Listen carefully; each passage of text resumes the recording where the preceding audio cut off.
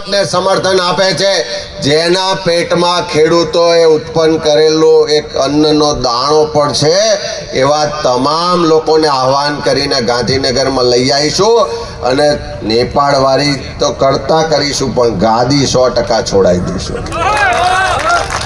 ત્યારે આ લડાઈમાં કોંગ્રેસ પાર્ટી ખેડૂતોની સાથે છે।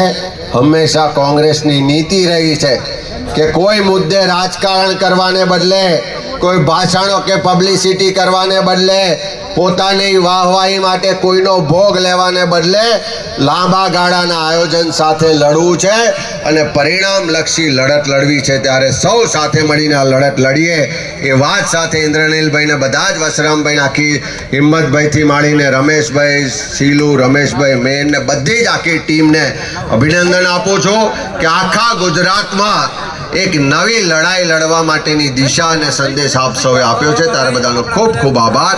જય જવાન, જય કિસાન।